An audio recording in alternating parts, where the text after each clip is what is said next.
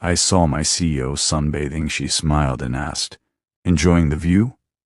I answered without thinking, and that one word changed everything. I never planned to see my CEO like that. In my mind, she existed only in boardrooms and glass offices, framed by city skylines and quarterly reports. Perfect posture, razor-sharp focus. A woman who could silence a room with nothing but a raised eyebrow. Helena Cross was just the CEO of our company. She was its gravity. Everyone orbited her, careful not to get pulled too close.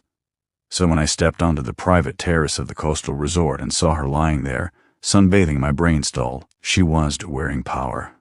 No tailored suit. No heels clicking like punctuation marks. Just sunglasses, sunlight, and a calm that felt almost illegal. The ocean behind her stretched endlessly, waves whispering secrets they'd never share with the city. Her hair was loose, catching the breeze like it had nothing to prove.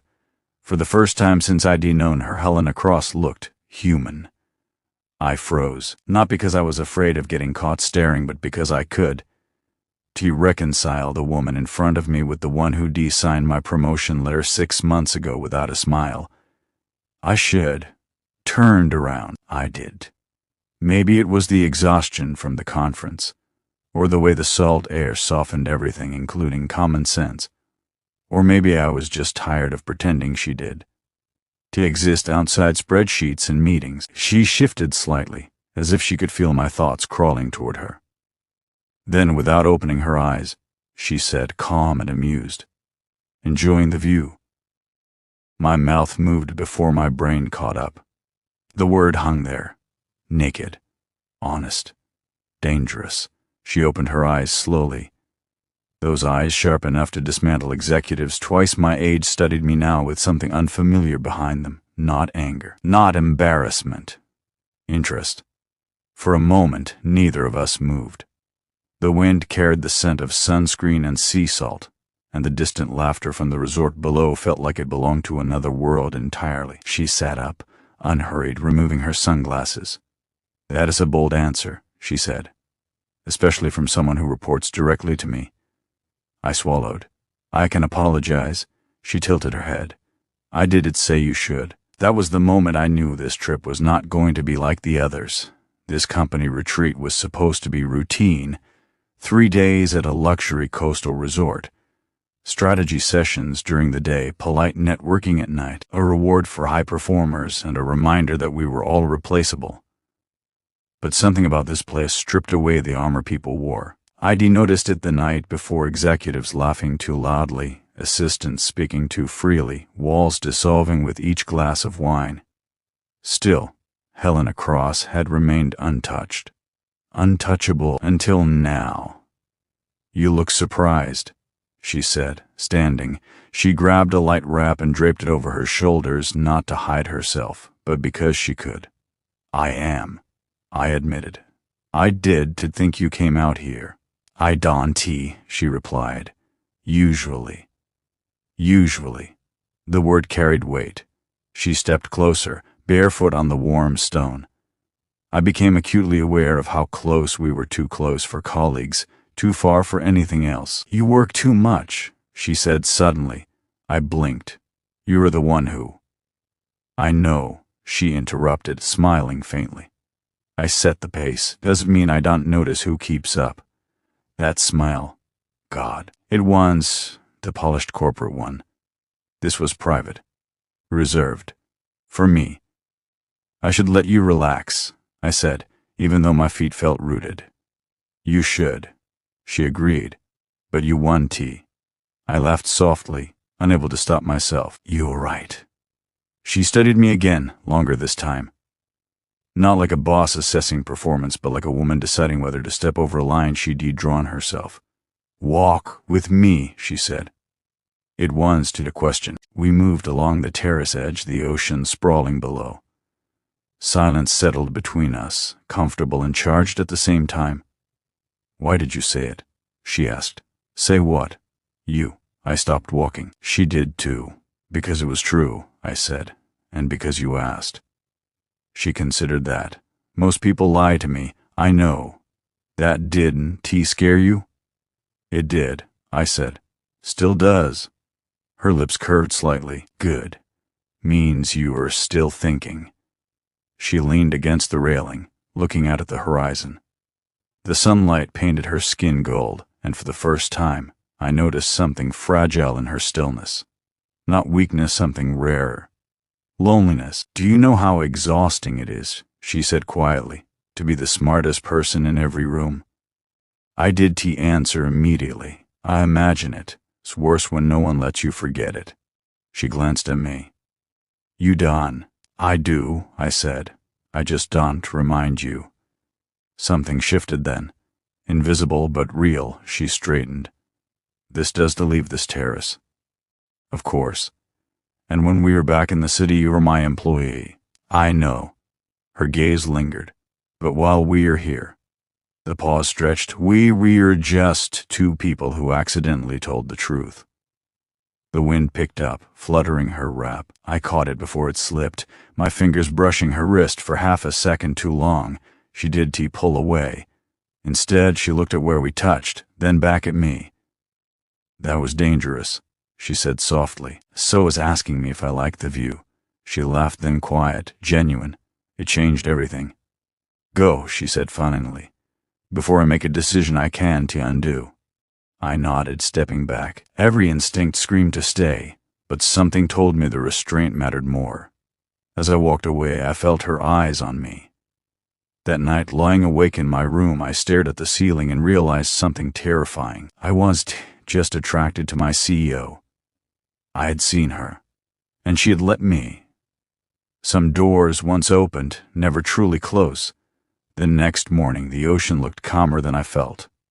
I arrived at the conference hall early, hoping routine would anchor me. Glass walls, neutral colors, coffee strong enough to pretend nothing had happened on a sunlit terrace. Then she walked in, Helena Cross, back in her armor, tailored ivory suit, hair pulled into a precise knot, expression unreadable. The room shifted instantly, executives straightened, conversations softened, attention snapped into place like obedient dogs. If I hadn't seen her barefoot hours earlier, I would have believed she never left this version of herself. She did look at me.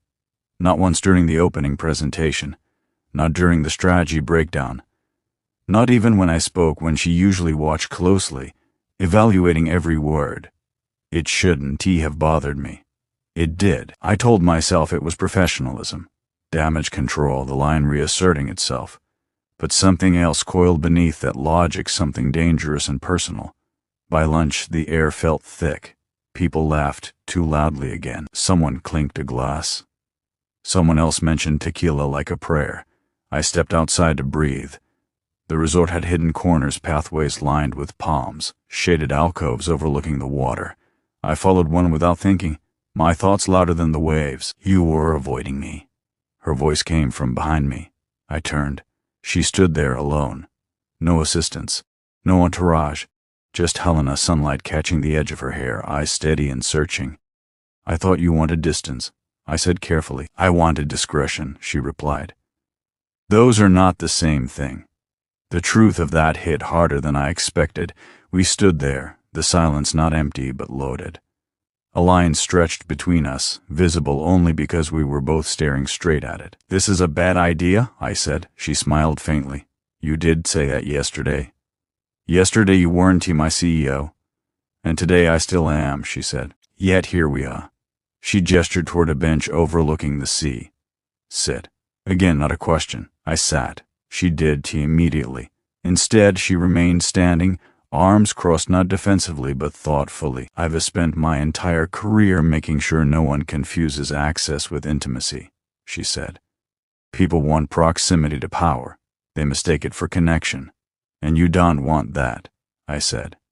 I don't tolerate that, she corrected. This feels different. I looked up at her. That scares you. Yes, she said. Then after a beat, it should scare you too. She finally sat beside me, leaving just enough space to pretend we weren't aware of it. I did sleep, she admitted quietly. Neither did I. I kept replaying that moment, she continued, trying to figure out if it was recklessness or honesty. And I asked. She met my eyes. Honesty is rare. The wind lifted a strand of her hair loose from its perfect restraint. She did. Fix it. That detail, small, almost invisible, felt intimate in a way that brushed skin never could. I won jeopardize my company, she said. Or your career. I know. But I also won pretend nothing happened. Her gaze sharpened. Can you handle that? The question was about work. Yes, I said. The word came easily. Too easily. She studied me for a long moment, then nodded once, as if a decision had settled. Good, she said. Then we proceed carefully. Carefully. That word would become a lie. The rest of the day unfolded like a performance. Meetings. Metrics. Applause. Helena returned to her role flawlessly, commanding attention, dismantling weak arguments, steering the future with calm authority. But now, I noticed everything. The way her eyes flicked to me for half a second longer than necessary. The subtle shift in her posture when I spoke. The fact that she remembered a point I'd made months ago, quoting it verbatim. After dinner, the resort hosted a cocktail event near the infinity pool. Lanterns floated on the water. Music hummed low and elegant. I tried to blend in. I failed. She found me near the edge, staring at the reflections trembling across the surface. You don't like crowds, she said. I don't like pretending, I replied. She handed me a drink. Then dawned tea. We stood side by side, close enough that our shoulders nearly touched. People passed us oblivious, assuming this was just another executive conversation. That assumption protected us. You were quiet, she said. I am trying not to say the wrong thing. She smirked. You already did that yesterday. Then I'm trying not to say the right one again. Her eyes darkened slightly. Why? Because once you say it twice, it stops being accidental. She took a slow sip of her drink and becomes intentional. Yes. She leaned closer, not enough to raise suspicion, just enough that I could feel her presence fully. Tell me something, she said softly. Do you respect me less now? No, I said immediately. More. She turned to face me fully. Why? Because you could have shut it down completely. You did, T. You chose honesty over comfort. Her expression softened.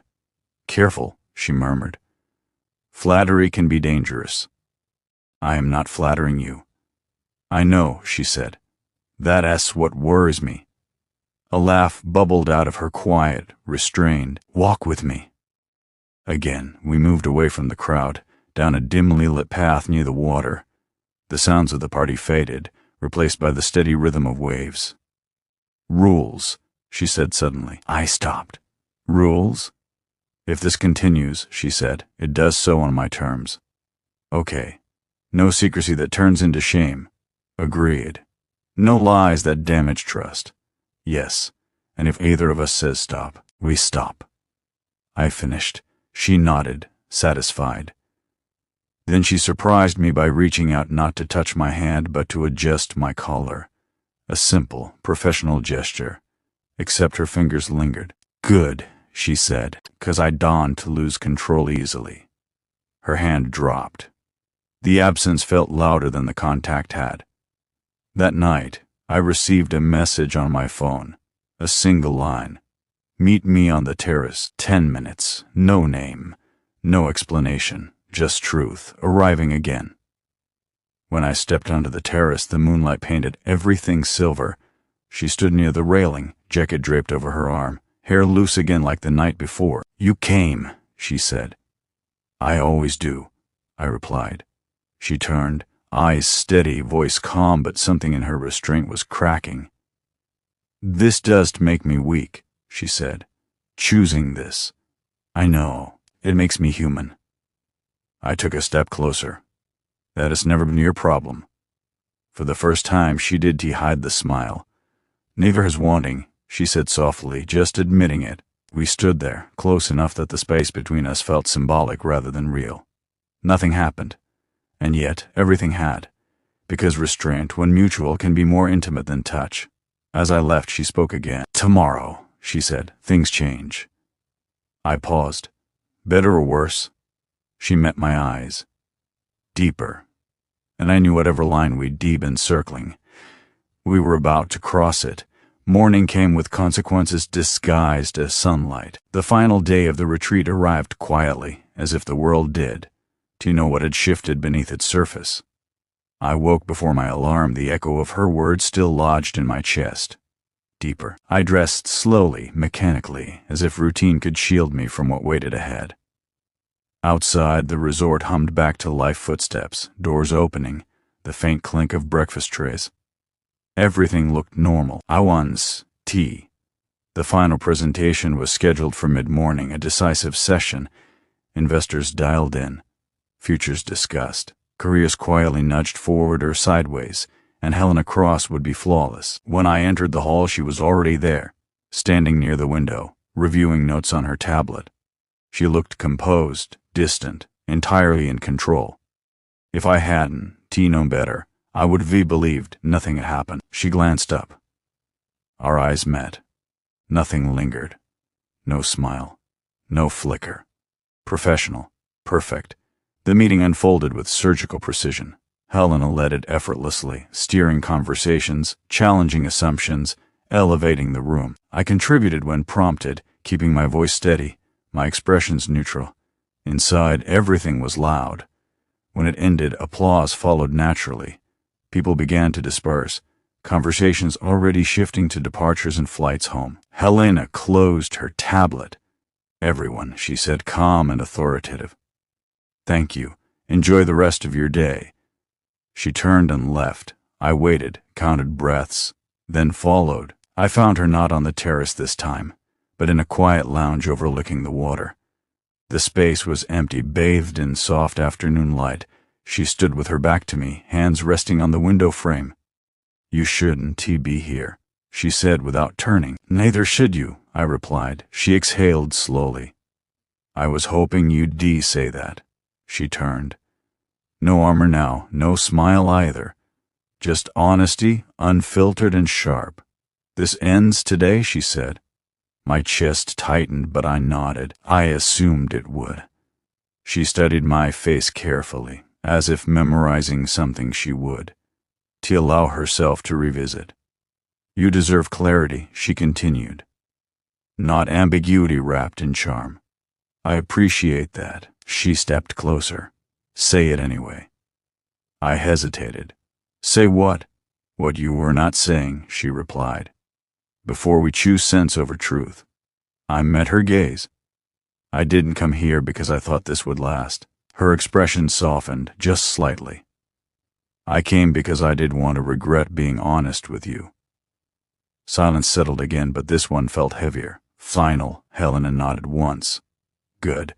Then we understand each other. She moved past me, stopping just short of the door. This cannot continue, she said. Not secretly, not later. Not in pieces. I know. But I want to insult either of us by pretending it meant nothing. She paused. It meant something. Yes, I said quietly. It did. She opened the door, then stopped. There is one thing, she added without looking at me. One choice. I waited. When we return to the city, she said, I will step away from direct oversight of your division. I looked up, startled. Helena. This is not a concession, she interrupted. It is a boundary and an opportunity. She turned back to face me. If after that we still choose each other, it won't be a mistake. The weight of her words landed slowly. You do that? I asked. I'd do anything halfway, she said simply. She searched my face again, but I'd do it alone. The truth crystallized then. This wasn't about attraction, it was about choice. I want to chase you, she said. And I want to hide you. I took a step toward her, then her eyes held mine. Think carefully. I have, I said, since the moment you asked me if I liked the view. A breath escaped her, almost a laugh. Dangerous answer. Still true. She nodded as if accepting something inevitable. Then we do this correctly, she said, or not at all. The drive back to the city felt longer than it should have. Space stretched, giving room for doubt to creep in, for reason to argue its case. But clarity has a way of quieting everything else. The weeks that followed were strange. Professional changes moved swiftly. Announcements were made. Organizational charts updated. Whispers circulated, then faded. Helena remained the same force at the top, respected, admired, untouchable. From the outside. From the inside, something was being built carefully. Slowly. We met for coffee first. Neutral ground. No labels, then dinner. Public places. Conversations that went deeper than surface ambition. Stories shared. Silences allowed. No rush. Power had taught her restraint. Life had taught me patience. One evening, months later, we stood again near water, this time a quiet river cutting through the city. Lights reflected softly, trembling but steady. "This feels different," she said. "It is," I replied, "because we chose it in daylight." She smiled, not the CEO's smile, not the guarded one, the real one. "I once thought control was the same as strength," she said. "No, I think courage might be choosing what you can't predict." I looked at her. "Still scares you?" "Yes," she admitted, then reached for my hand, openly unafraid. "But less." I squeezed her fingers. "Good." She leaned in slightly, resting her head against my shoulder. No cameras, no secrets. Just truth, finally allowed to breathe. "I never needed someone to admire me," she said quietly. "I needed someone who saw me." I looked out at the water. "You let me." She nodded. That was the hardest part. We stood there not as CEO and employee, not as a risk or a rumor, just two people who answered a question honestly and lived with the courage to follow it. Some views change your perspective, some change your life, and sometimes the bravest thing you can say is the truth.